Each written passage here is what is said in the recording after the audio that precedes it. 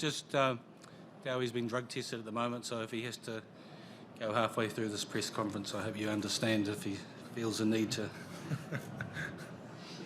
wee. So.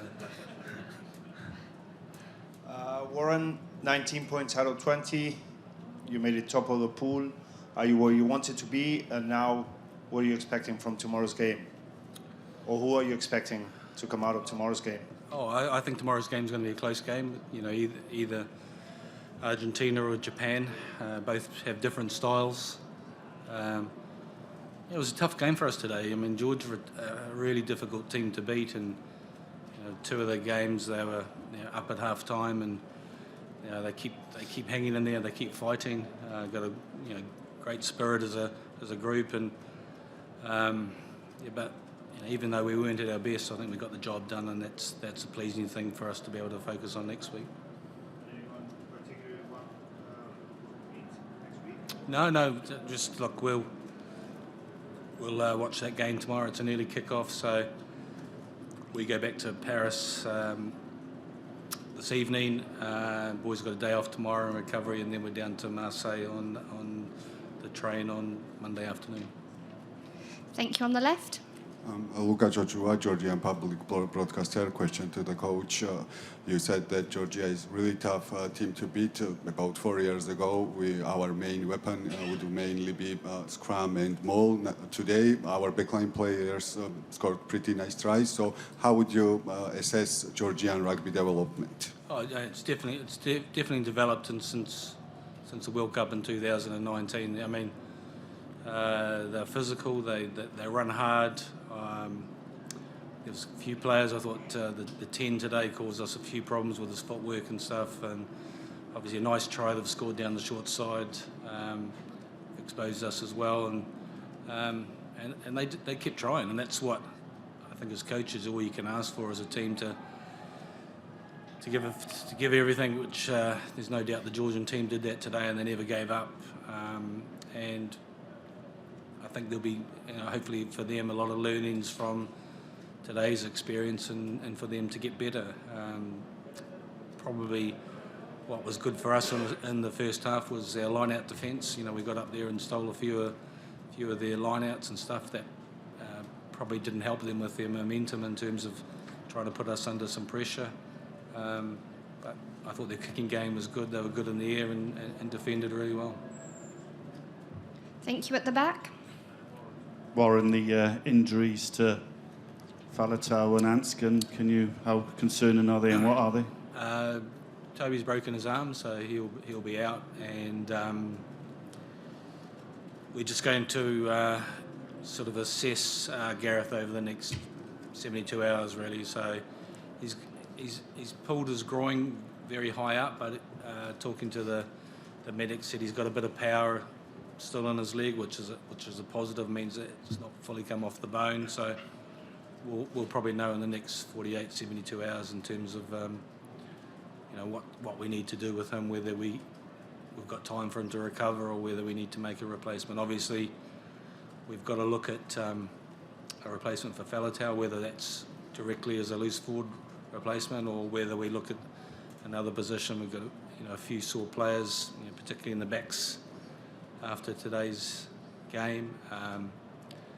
If you do see Liam Williams on crutches, it's not that he's done anything significantly bad. He got a whack on the knee, and the medics have just said, just from a comfort perspective, just putting on some crutches will just take a little bit of him having to walk around and stuff. So he's got a knock, and probably won't take a huge part in training. Nearly part of next week, but hopefully he'll be fit for the quarterfinal. How big a blow is Faletau? Yeah, look, it was tough for him because he'd pulled his calf and didn't take a huge amount of in terms of involvement in the camps and the pre-season work, and that's why we continue to play him, because we know he gets better game by game, and we felt that he was starting to come back to his best, and he was excellent last week in terms of his footwork and carrying and stuff, and taking kickoffs and giving us some go forward as well. So yeah, it's a big loss for us. So we'll just have to make a decision on terms of how we sort of look at the balance of the back row going forward, and in particular for next week. Thank you. On the left. Hi, Warren. You said you wanted Lewis Rees-Zammit to have more of the ball, and obviously that kind of saved Wales in the second half today. And secondly, you know, of all the players you've coached, is he the one you'd want most with a chip and chase 50 yards out? Yeah, I'd like to see him with a little bit more ball in hand and having a bit of a crack. But you know, you see the pace he's got, and he's very skillful for that kick and chase, and the ball's in front of him, and he's still a player with a huge amount of potential in terms of the amount of growth he's got going forward. You know, it's still young. We think he can get better and better as a player. The pleasing thing from our point is that you know, I do have a bit of a joke with him every day that I think he's almost 6 weeks now without missing a training session. He's been training every day. That probably was his downfall in the past, that he'd get a bit of a tight back or a sore hamstring or a sore calf and miss a training session. I don't know whether that was because he wasn't fit enough or but you know, we just think we get the best out of him by him playing regularly, and the fact that he's been training every day. I think we're starting to see the real benefits of that, and you know, like I said, he's still got a huge amount of uplift in where he can go as an international player, which is really exciting for us. Thank you. In terms of potential replacements for Toby, is Aaron Wainwright someone who you may move across, or who might be the options to potentially call up? Look, it's we've had a little discussion about that. We know Tommy Rafael was excellent today. We know we've got two outstanding sevens. Do you look at that as an option, but then that takes away from something else, and maybe your line-out options aren't quite as strong. It may depend on who the quarter-final opponent is, what we potentially decide to do. But probably be Aaron moving to number 8, and then seeing what the makeup of the back row is going to be. Thank you. On the left. You mentioned before this tournament that you would shock some people. I think getting as many points as you have done so far, you've probably done that to quite a few. You mentioned you don't feel like you've perhaps had the credit you deserve so far in this tournament. So how satisfying is it to be sat here as pool winners going into the quarterfinals?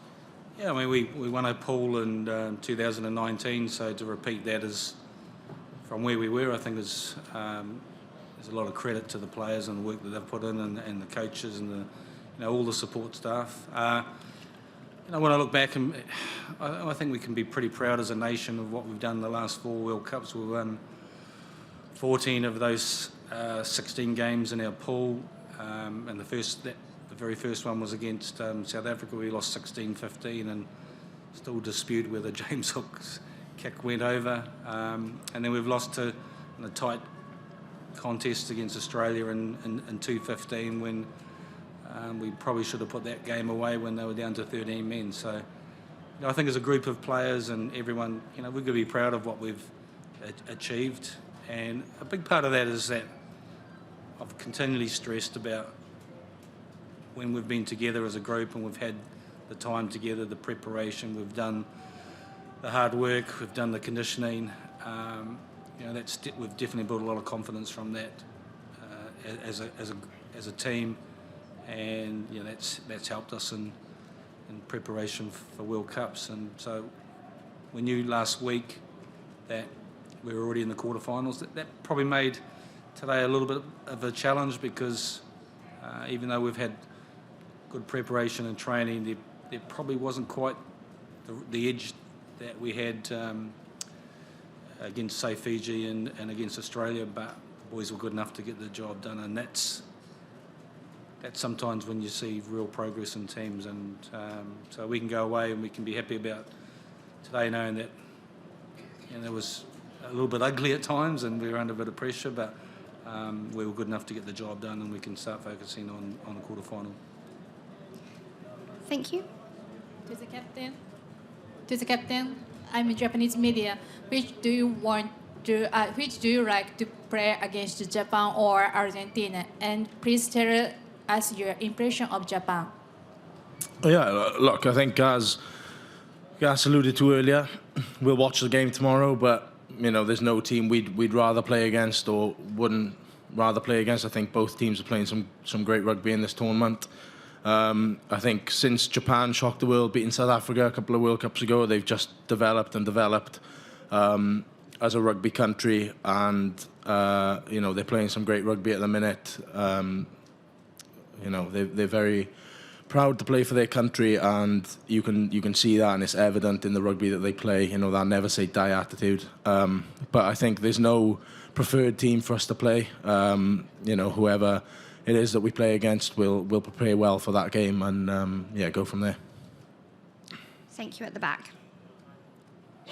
Hi Warren, I was just clarifying something you said earlier with the injuries. Were you suggesting that if Gareth Anscombe is only might be fit in a week or two, that you would consider bringing a 10 cover in for Talupe? Is that the thinking you were suggesting? No, I was thinking about other backs. We've got 2 other 10s that are here. We did contemplate during today to bring Gareth Davies on and put Thomas Williams to 10. He has trained there at 10 for us on a couple of occasions, so that was one of the things. We had Dan Bigger on the bench as a precautionary backup if we needed to bring him on. We didn't have to do that as the game progressed, so it won't be probably at this stage bringing another 10 out unless he's completely ruled out. And then again, it's trying to find what's the best fit in terms of players that are carrying little knocks and injuries, whether someone does fit in as a replacement. So we're not thinking about another 10 at this stage. This was the dilemma you suffered in 2019 where just players get injured. It's a challenge, isn't it? Yeah, and I think I spoke before the game about we pretty much had a full bill of health in terms of going into next week having the whole 33 that we hoped after today we're going to be fully fit, and then we lose Gareth during the warm-up, and unfortunately we lost Faletau as well, which is disappointing, but we're probably in a better position than we have been in the past sometimes, and that's a key for us, trying to keep our players as fit as we can and not pick up too many injuries. But it's the same for every team. We've seen injuries being picked up in a lot of teams. Georgia have had their injury issues as well, and in terms of players going back. So just hope, fingers crossed, we don't pick up too many more. Thank you. Quentin Put, Midi Olympique. A question for Dewey, maybe. There was this little fight. Twice you wanted for you tried the points and not going for a try. How important was it to win this game? We sense you very tense. It was very tense, wasn't it? No, I don't think there's anything tense. I think it's just part and parcel of the game. Both teams are giving their all, putting their bodies on the line for their country. But yeah, I think to get the win, the 5 points is big for us in terms of going 4 from 4 in the group stages, and we spoke about building momentum and getting better and better as games gone on, and to pick the win up and keep our form and our momentum building into the quarter final is exactly what we wanted to do. For next week, yeah, to win today's game and keep that momentum building into next week's game is big for us, yeah. Thank you. Last question, then we'll go to the Welsh questions. Hi, Dewey. Is Luis still surprising you? Who, sorry? Luis Rizamit. Yeah, I think, sometimes you look at him and it doesn't look like he's putting any effort in running. I think when I try to run that quick, it probably doesn't look as smooth or silky. But yeah, the effort he puts in defensively, the growth that he's had on that side of things. He's always been a very dangerous attacking player. We've seen that through a number of years. But I think, the way he gets on the end of kicks and, his effort-based work in terms of chasing kicks and wanting to be the first player to the ball has been huge for us, and it paid dividends for us today with his hat-trick, and I think he impressed a lot of people today. Thank you. And at the back for the Welsh questions. Yn y cefn fan hyn, ni newydd glywed y newyddion gan Warren ynglyn ag anafiadau. Siwr ych chi'n prosesu y ffaith na fydd Talupe Faletau ar gael, gymaint yw i bresenoldeb a ystyried falle fi chi heb Gareth Anscombe yn ogystal? Wrth gwrs, mae'n anodd. Mae Gareth di batlo'n fawr da anafiadau hefyd. I fod nôl am y cwpan y byd yma, mae wedi gweithio'n mor galed.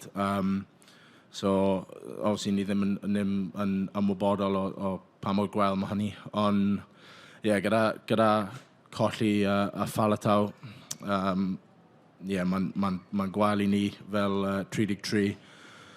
Ond ni'n tîm sy'n gyda depth dda nawr yn llawer o positions gwahanol. So, rwy'n siŵr bydd rhywun yn gallu sort mewn a wneud y job yna. Ac yn ail a nola, nawr bod chi wedi ennill y grŵp, chi wedi chwarae 4, ennill 4, 19 pwynt mas o 20. Beth yw dy asesiad I o safbwynt y 4 gêm?